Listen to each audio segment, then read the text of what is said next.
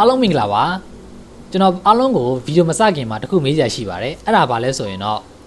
မိတ်ဆွေတို့အတွေးလွန်ဘူးလားအတွေးလွန်တယ်ဆိုတဲ့အခြေအနေမျိုးကိုကိုရှိခဲ့တယ်လို့ခန်းစားခဲ့ဘူးလားဆိုတော့အတွေးလွန်ဒါကကောင်းလားဆိုးလားဒါပထမဆုံးတစ်ချက်မေးချင်ပါတယ်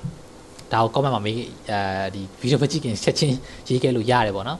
်ဟုတ်ကဲ့ပါဆိုတော့ဒီနေ့ဗီဒီယိုကတော့ကျွန်တော်ကဒီအတွေးလွန်တာနဲ့ပတ်သက်ပြီးတော့ကျွန်တော်တို့ဆွေးနွေးသွားမှာပဲဖြစ်တယ်ပေါ့နော်အတွေးလွန်နေပြီဆိုရင်တော့ကောင်းတာလားမကောင်းတာလားတွေးမလွန်အောင်ဘယ်လိုလုပ်လဲဆိုတော့ပြပြပေးမယ်လူတော်တော်များမှာကျွန်တော်တို့နေ့တူကလုပ်နေရတဲ့အလုပ်တွေအတွက်ကျွန်တော်တို့အစင်မပြေမှုတွေဒါအများကြီးပဲကျွန်တော်တို့နေ့တူမှာမရှိတယ်ပေါ့နော်အဲ့ဒီအတွက်ကျွန်တော်တို့အားလုံးကဒီအစင်မပြေမှုတွေကိုပဲကျွန်တော်တို့ကဒီလူတွေကပေါ့နော်ကျွန်တော်တွေးနေမိတတ်တယ်တရလုံးတရက်တာလုံးမှာကျွန်တော်တို့ဒီအကုန်လုံးကောင်းခဲ့ပြီးကံမှာနောက်ဆုံးဒါကဘာလို့တရားကြောင့်အစင်မပြေမှုဖြစ်သွားရင်ကိုယ့်ရဲ့မှာတနေ့လုံးကချက်ချင်းအဆင်ပြေသွားတာမျိုးဒါတွေကဘာကြောင့်လဲဆိုတော့ဒီမကောင်းတဲ့ချက်လေးတစ်ခုကိုကျွန်တော်တို့ကိုယ့်စိတ်ထဲမှာမှတ်ဝင်သွားလို့ပေါ့နော်အဲ့ဒီချက်ကြောင့်ရှိတာအတွေးပဲပေါ့နော်အဲ့ဒီအတွေးမကောင်းတဲ့ဟာတွေအကုန်လုံးစုသွားပြီးအခါမှာကျွန်တော်ဘာဖြစ်သွားလဲဆိုတော့စိုးရိမ်စိတ်ဖြစ်တယ်စိုးရိမ်စိတ်ဖြစ်ပြီးသွားတဲ့အခါမှာနောက်တစ်ဆင့်ပို့ဆိုတာဘာဖြစ်လာလဲဆိုတော့ကြောက်စိတ်ဖြစ်တယ်အဲ့ဒီကြောက်စိတ်ကနေပြီးတော့ကျွန်တော်တို့အတွေးလွန်ပြီးတော့စိုးရိမ်ပူပန်မှုတွေဖြစ်လာပြီးတော့လှုပ်ချင်တဲ့အလုပ်တွေမလုပ်တော့တာတွေနောက်ဆုံးတွေးကြောက်ပြီးတော့ဗျာမလုပ်လိုက်ရတဲ့အရာတွေအများကြီးဖြစ်လာပြီးတော့ကိုအောင်ကိုဘယ်လိုပြောရမလဲဗျာဒီsatisfy ဖြစ်မဲ့အချိမှန်ရမဲ့အရာတွေမဖြစ်လာတာမျိုးတွေအများကြီးရှိတယ်ဒါကပြဿနာတွေအခြေခံအစကကိုဒီအစင်မပြေမှုဆိုတဲ့အရာတွေအကုန်လုံးပဲလိုက်တွေးပြီးတော့နောက်ဆုံးကိုစိတ်ကစိုးရင်စိတ်တွေရောက်သွားပြီးတော့မလုပ်ဖြစ်မိတာအကြောင်းပဲပေါ့နော်အတွေးလွန်တဲ့အဆင့်အကြောင်းပါဖြစ်ပါတယ်ဒီနေ့ဗီဒီယိုမှာတော့ကျွန်တော်တို့ဒီအတွေးလွန်နေတဲ့တွေးလွန်ခြင်းအဆင့်ကိုကျော်လွှားနိုင်ဖို့အတွက်ကျွန်တော်တို့အချက်၅ချက်ကိုကျွန်တော် sharing လုပ်ပေးပါမယ်ဟုတ်ကဲ့ပါဆိုတော့နံပါတ်1အချက်ကကြတော့ကျွန်တော်တို့ယူရှင်လေးပဲပေါ့နော်အတွေးလွန်ပြီဆိုပြီးဆိုတာ ਨੇ ကိုအတွေးလွန်နေပါလားဆိုတာကိုသတိပြုမိအောင်လုပ်ပါအဲ့ဒါမှတစ်ချက်ပေါ့နော်အဲ့ဘာလဲဆိုတော့ကျွန်တော်တို့ဒီမဖြစ်လာသေးတဲ့အနာဂတ် ਨੇ ကျွန်တော်တို့ဒီဖြစ်ပြီးသားအတိတ်တွေမှာပေါ့နော်ဒီမကောင်းဘူးဆိုတဲ့အရာတွေဖြစ်လာလိမ့်မယ်ဆိုတဲ့အတွေးတွေ ਨੇ အကုန်လုံးကျွန်တော်တို့စဉ်းစားပြီးတော့ပေါ့နော်အဲ့ဒီအတွေးတွေမှာနေနေတဲ့သူတွေကမဖြစ်လာတဲ့အနာဂတ်မှာရောဒီဖြစ်ပြီးသားအတိတ်ကဟာတွေရောတဲ့မှာမကောင်းတဲ့အရာတွေပဲတွေးပြီးတော့နေတဲ့သူတွေကနောက်ဆုံးမဖြစ်လာလဲဆိုတော့ကျွန်တော်ခုနပြောတဲ့အတိုင်းပဲစိုးရိမ်မှုဖြစ်တယ်အဲ့ဒါတစ်စင်ကြောက်စိတ်ဖြစ်တယ်အဲ့ဒါပြီးပြီဆိုတာ ਨੇ ကျွန်တော်တို့အတွေးလာစပြီးတော့လွန်လာပြီအတွေးလွန်လာတယ်တခုလောက်တော့မယ်ဆိုတော့မှစင်ပြေလောက်ပါဘူးသိရမလားတခုလောက်တော့မယ်ဆိုရင်တပတ်ကြောင်ညကြောင်ဆိုအဆင်ကြီးမျိုးဖြစ်လာတယ်အဲ့လိုမျိုးဆိုရင်တော့ကျွန်တော်တို့ကိုပထမဆုံးသိထားမှာကငါအတွေးလွန်နေပြီဆိုတာကိုသတိထားမိအောင်လုပ်လိုက်ခြင်းကအတွေးလွန်ခြင်းကိုရက်ဖို့အတွက်ပထမဆုံးခြေလှမ်းပြီသတိထားမိအောင်လုပ်လိုက်ပြောချင်တာကတော့မကောင်းတာတွေကိုကိုတွေးမိနေပြီဆိုကြတဲ့အတွေးလွန်နေပြီပဲသတိထားရမယ်ပထမတစ်ချက်ပေါ့နော်โอเคဆိုတော့ဒုတိယခြေလှမ်းအနေနဲ့ကတော့ကျွန်တော်တို့ကိုယ့်ရဲ့မှာအတွေးတွေအကုန်လုံးကိုချရေးပါကျွန်တော်တို့ဒီသိပ္ပံပညာရှင်တွေရဲ့မှာဒါဒီလေ့လာတွေ့ရှိချက်တွေအရာကျွန်တော်တို့အတွေးတွေအကုန်လုံးအတွေးလွန်နေပြီဆိုတာတကယ်တမ်းအတွေးတွေကရှုပ်ထွေးနေတာတွေးတွေရှုပ်ထွေးနေတာကျွန်တော်ဒီအလုပ်ကိုလုပ်တဲ့အခါမှာဒါမဖြစ်တော့ပါဘူးဟိုအကြောင်းမဖြစ်တော့ပါဘူးဆိုပြီးတော့မတေချာမရေရတဲ့အတွေးတွေကကျွန်တော်တို့အတွေးထဲမှာနေရမတေချာဘူးဆိုကြတဲ့ကမရိုးရှင်းနေမရှင်းလင်းနေပါတော့အဲ့ဒါကိုတေချာဖြစ်သွားအောင်ရှင်းလင်းဖြစ်သွားအောင်ကျွန်တော်တို့ကခြာရေးဖို့လိုတယ်ပထမဆုံးချက်ကတော့ကျွန်တော်ဒီကိုဘာကြောင့်ဒီအတွေးတွေလွန်နေတယ်လဲဆိုတဲ့အကြောင်းအရာကိုစဉ်းစားပေါ့နော်ဘယ်အကြောင်းအရာကိုအတွင်းလဲရလဲဒါပေမဲ့ကိုကိစ္စတစ်ခုလုပ်တော့မယ်အဲ့ဒီတစ်ခုလုပ်တော့မယ့်အခါမျိုးမှာကိုကမလုပ်ရဲဘူးထားပါတော့မဖြစ်တော့ဘူးထင်တယ်ကြောက်တယ်မတော်ရဲဘူးဘာကြောင့်မကြောက်တာအဲ့လိုမျိုးဖြစ်နေတဲ့အခါမျိုးမှာကျွန်တော်တို့ကခုနကတော့လူပဲမကောင်းတဲ့ဟာတွေပဲတွေးနေတဲ့အခါမျိုးမှာစိုးရိမ်နေပြီးရင်ကြောက်တယ်အဲ့ဒီအဆင့်တွေအကုန်လုံးကြောက်ပြီးသွားပြီဆိုရင်ဒူကဗျာဘာမှမလုပ်ရဲတော့ဘူးလေအဲ့လိုဆိုရင်ကျွန်တော်တို့ကအဲ့ဒီကိုလှုပ်ချင်တဲ့အကြောင်းအရာတွေအကုန်လုံးရဲ့မှာဒီဖြစ်နေတဲ့အတွေးတွေအကုန်လုံးပေါ့နော်ငါဘာကြောင့်ကြောက်နေရတာလဲငါဘာကိုစိုးရိမ်စိတ်ဖြစ်တာလဲဆိုတာမျိုးကိုကျွန်တော်တစ်ချက်အရေးကြီးထားပါတော့ဗျာကိုကဒီအလုပ်တစ်ခုလုပ်မယ်ဒါခီးတစ်ခုသွားမယ်ဒါပေမဲ့မတော်ရဲဘူးဘာဖြစ်လို့မသွားရေးတာလဲမသွားရေးရတဲ့အကြောင်းရင်းကိုရေးပထမဆုံးသွားချင်တယ်ဆိုတဲ့နေရာပဲသွားမှာလေနေရာကိုရေးလိုက်ပြီးအဲ့နေရာကိုဘာကြောင့်မသွားရေးတာလဲမသွားရေးတဲ့အကြောင်းရင်းရေးနောက်ကျတော့သွားလို့ရမယ့်အကြောင်းရင်းကိုထပ်ပြီးတော့အဖြေတစ်ခုထပ်ရေးအဲ့လိုကိုကအဲ့လိုမျိုးကိုယ့်ရဲ့မှာအတွေးတွေထဲမှာဟိုဖြစ်နေတဲ့အကြောင်းအရာတွေအကုန်လုံးကိုရေးအဓိကရေးတဲ့နေရာမှာလဲကျွန်တော်တို့ကစာအုပ်ထဲမှာရေးတာအကောင်းဆုံးပဲပေါ့နော်အဲ့လိုကိုယ့်အတွေးတွေအကုန်လုံးကိုချပြီးတော့ရေးလိုက်ပြီးဆိုရင်ဘာသိသွားတာလဲဆိုရင်အတွေးတွေအကုန်လုံးရှင်းသွားတယ်စိတ်ကလည်းခန်းစားချက်ပေါ့သွားတယ်ဆိုတဲ့ခန်းစားချက်ဖြစ်တယ်နောက်တစ်ခုကလည်းဒီလောက်ကြီးထိခက်မနေဘူးဆိုတဲ့အတွေးလဲစရလာလိမ့်မယ်ဒါလုပ်ကြည့်ပေါ့နော်ဒါလုပ်တဲ့ချက်စရေးကြည့်လိုက်အဲ့ဆိုရင်ကိုအတွေးတွေအကုန်လုံးကိုရှင်းလင်းသိသွားလိမ့်မယ် ဒါဒုတိယဆင့်ပါနောက်တတိယခြေလှမ်းကတော့ကျွန်တော်တို့အတွေးတဲ့အခါကိုအချိန်ကန့်သက်ထားပါတွေးတဲ့အချိန်ကိုကန့်သက်ထားပါတော့ကိုကတွေးလွန်တက်တယ်ဆိုရင်တော့ကိုတွေးတဲ့အကြောင်းအရာကိုတွေးတဲ့အချိန်ကန့်သက်လိုက်ပါကျွန်တော်တို့ဗျာဒီကျွန်တော်တို့ကဘာလဲဆိုတော့အတွေးတစ်ခုတွေးပြီးဆိုတာနဲ့ထားတယ်တည့်တဲ့အတိုင်းပဲပြောအတွေးကျွန်တော်အခုစက္ကန့်ပိုင်းလေးမှာတော့အတွေးပေါင်းများဆိုကျွန်တော်ကိုစိတ်ကတွေးလို့ရတယ်ပေါ့နော်အဲ့ဒီညမှာအတွေးလွန်တက်တဲ့သူတွေရဲ့မှာစိတ်ကပို့ပြီးတော့စိုးတယ်သူတို့ကတွေးပြီးဆိုရင်အဲ့ဒီအတွေးတဲမှာမျောသွားတာမျိုးတွေရှိတယ်ထိုင်တွေးနေတယ်ဒီကိစ္စတစ်ခုဆိုထိုင်တွေးနေတယ်ပြီးတော့သူတွေးတဲ့အကြောင်းအရာကလည်းတွေးလွန်ပြီဆိုကြတဲ့ကမကောင်းတဲ့အကြောင်းအရာတွေမကောင်းတော့ဘူးဆိုပြီးတော့စိတ်ခံစားချက်တွေဖြစ်ပြီးတော့ဟိုပါပေါ့နော်ဒီ positive thinking တွေမဟုတ်ဘဲနဲ့ negative thinking တွေပဲတွေးပြီးတော့အတွေးထဲမှာလိမ့်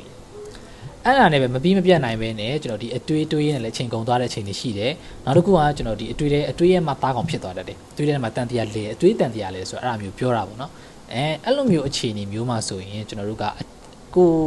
ဟိုပထမဆုံးတစ်ချက်နဲ့သွားပြီးတော့ကန့်သက်ပေါ့နော်အတွေးလွန်နေပါလားဆိုတဲ့အစင်နဲ့ကိုသတိထားမိသွားပြီးလောက်လိုက်ပြီးသွားပြီဆိုတာနဲ့ကိုဒီကိစ္စအကြောင်းအရာဆွေးထိုင်ပြီးတော့စဉ်းစားနေတဲ့အချိန်ကိုကန့်သက်ပြလိုက်စိတ်ကနေကန့်သက်ပြလိုက်ငါဒီကိစ္စအကြောင်းအရာငါစဉ်းစားမှာ15မိနစ်လောက်ပဲစဉ်းစားမယ်15မိနစ်လောက်ပဲစဉ်းစားမယ်ဆိုပြီးတော့သတ်မှတ်လိုက်တာနဲ့ကျွန်တော်တို့ကိုယ့်စိတ်ကမသိစိတ်မှာ15မိနစ်ပဲငါစဉ်းစားမယ်ဆိုတဲ့အတွေးကိုဝင်သွားတယ်ပေါ့နော်ဝင်သွားပြီဆိုတာနဲ့ဗျာကိုကတွေးတစ်ခုကြက်တဲ့လောက်တွေးပြီးတော့15မိနစ်ပြရနဲ့အဲ့ကိုဒီကိစ္စအကြောင်းအရာကိုလုံးဝဖယ်လိုက်တော့တခြားကိစ္စကိုပဲစဉ်းစားအဲ့လိုမျိုးကိုကဒီလူမှုရေးအကြောင်းအိမ်တောင်ရေးအကြောင်းတွေထိုင်စဉ်းစားပြီးတွေးနေစိတ်တွေးလို့နေရဆိုရင်15မိနစ်ပဲတွေးပြီးတော့ကျန်တဲ့ကိစ္စတွေထားလို့လိုက်ဒါပါတော့ရေချိုးလိုက်တာမျိုးတွေတပြက်စီရေလှဲလိုက်တာမျိုးတွေလုပ်ပလိုက်အဲ့လိုမျိုးပြောတာအတွေးတွေကိုပြောချင်တာကန့်သက်ပြီးတော့ပြောင်းပလိုက်အဲ့လိုမျိုးကိုအတွေးကိုအချိန်ကန့်သက်ပြီးတော့ကန့်သက်ပြီးတော့ပေါ့နော်တွေးပေးခြင်းကအုံနောက်ကိုတောင်မှပို့ပြီးတော့တွေးကောင်းစေတယ်ဆိုပြီးတော့တောင်မှပညာရှင်တွေကပြောထားတာရှိတယ်ဆိုတော့နံပါတ်3ချက်ကတော့အဲ့ဒါလုပ်ပါနံပါတ်4အချက်ကတော့ကျွန်တော်ဒီအတွေးလွန်တဲ့ဟာကနေပြီးတော့ရုံးထွက်လို့ရမယ်အာယုံပြောင်းလို့ရမယ်အလုပ်တစ်ခုကိုကောက်လို့လိုက်တာပေါ့နော်ကျွန်တော်ဒီအတွေးလွန်ပြီဆိုကြတဲ့ပထမတတိယချက်မှာပြောခဲ့တယ်လို့ပဲကျွန်တော်အတွေးထဲမှာတန်တရားလဲနေပြီဆိုရင်ကျွန်တော်တို့ကချက်ချင်းတတိမှုပြီးရနဲ့အာယုံပြောင်းရမယ်အလုပ်တစ်ခုချက်ချင်းကောက်လို့ပလိုက်အတွေးလွန်ပြီဆိုကြရဗျာကျွန်တော်တို့ဒီမကောင်းတဲ့အချက်တွေပဲကိုတွေးမိဆိုကြတဲ့ကိုကမှိုင်းထွေးနေပြီလူကတိတ်နေလို့ထိုင်လို့ကောင်းတာမှမဟုတ်တော့အဲ့လိုမျိုးအလုပ်တွေလည်းပြီးတော့မှမဟုတ်တော့ဘူးအဲ့လိုအခြေအနေမျိုးမှာဆိုရင်ကျွန်တော်တို့ကဗျာတတိပြုတ်ပြီးတော့ချက်ချင်းကိုယ်စိတ်ကို relax ဖြစ်သွားစေမယ်အကြောင်းအရာတစ်ခုကိုစဉ်းစားပြီးလှုပ်တင်နေပေါ့နော်ဘာလို့စင်လဲဆိုရင်ကျွန်တော်တို့ပထမဆုံးရိုးရှင်းဆုံးပြောမယ်ဆိုတချင်းနားထောင်ပြတာမျိုးတချင်းနားထောင်ပြီးတော့ကို relax ဖြစ်အောင်ကိုပြန်တိဆောက်ပြန်လှုပ်နောက်တစ်ခုကတော့ကျွန်တော်စပိန်နေကောင်းနေတာမျိုးနောက်ပြီးကြတော့အဲ့လိုမျိုးအာကစားတစ်ခုသွားလုပ်လိုက်တာမျိုးထားတော့ကိုကဒီတနားရီလောက်ထိုင်ပြီးတွေးလွန်နေပြီအဲ့ဆိုရင်ကိုတတိပြုတ်ပြီးတော့ငါချက်ချင်းတော့တစ်ခုလောက်ရတော့မယ်ဆိုတဲ့အစိတ်နဲ့အလွယ်ကူဆုံးအရာတစ်ခုကိုကောက်ပြီးတော့မြန်ပြီးမြောက်စီမယ့်အရာတစ်ခုကောက်လုပ်လိုက်တာမျိုးတွေဒီဖျားတော့ကြီးကတ်လိုက်တာမျိုးတစ်ခုပေါ့နော်အလွယ်ဆုံးဒီအိယာခင်းလေးသိမ်းလိုက်တာမျိုးတစ်ခုကျွန်တော်တို့အာယုံပြောင်းသွားစီမယ့်လို့တစ်ခုကိုကောက်လုပ်လိုက်နောက်တစ်ခုကဒ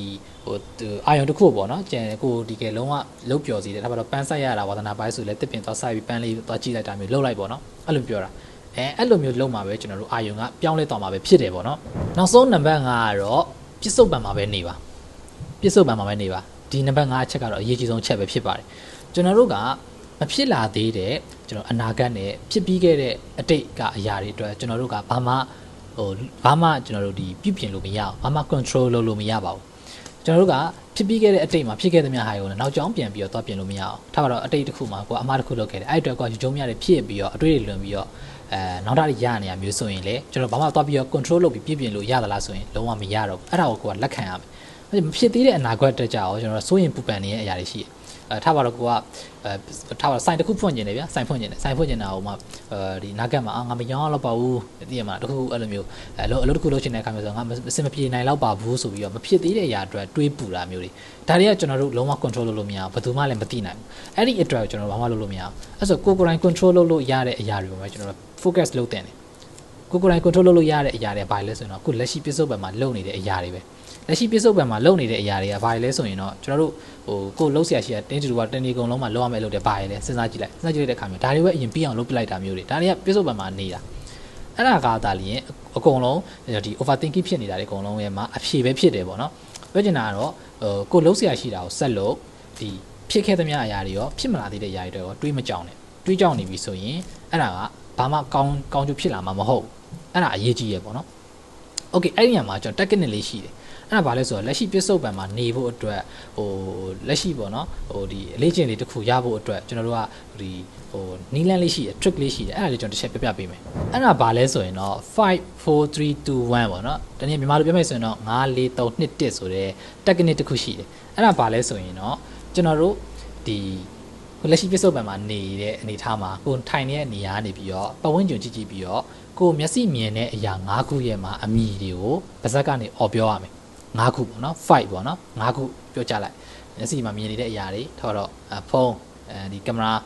laptop အဲ့လိုမျိုး၅ခုကိုကျွန်တော်တို့ပါဇက်ကနေထုတ်ပြောလိုက်နောက်တစ်ခုကကြတော့4ပေါ့နော်4ကကြတော့ဗာလဲဆိုရင်တော့ကိုကြားနေတဲ့အတန်၄ခုကိုကျွန်တော်အာယုံစိုက်ပြီးတော့နားထောင်ကြည့်ပါအဲ့တော့ငှက်ကလေးတွေအတန်နားထောင်တာမျိုးနောက်တစ်ခုကပိုဖွင့်ထားတဲ့ပန်ကာအတန်ကိုနားထောင်လိုက်တာမျိုးနောက်တစ်ခုကကားဖြတ်သွားတဲ့ကားဟွန်းအတန်ကိုနားထောင်လိုက်တာမျိုးဖုန်းကမိလာတဲ့ဒီဖုန်းခေါ်အတန်ကိုနားထောင်လိုက်တာမျိုး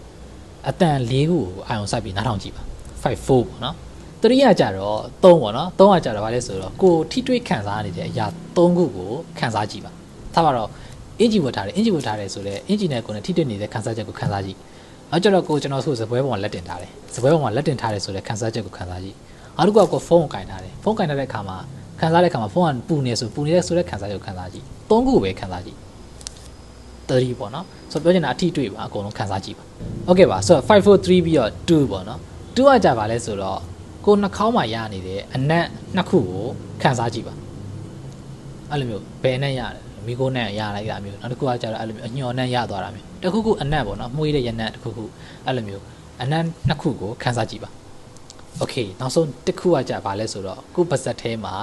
ထိဖြစ်နေတဲ့အရာတာကိုခံစားကြည့်ပါ5 4 3 2 1ပေါ့နော်အဲ့ဒီ technique လေးကိုလုပ်ကြည့်မယ်ဆိုရင်ကိုကပြစ္ဆုတ်ပံမှာနေတဲ့အလေးချင်းရလာပါလိမ့်မယ်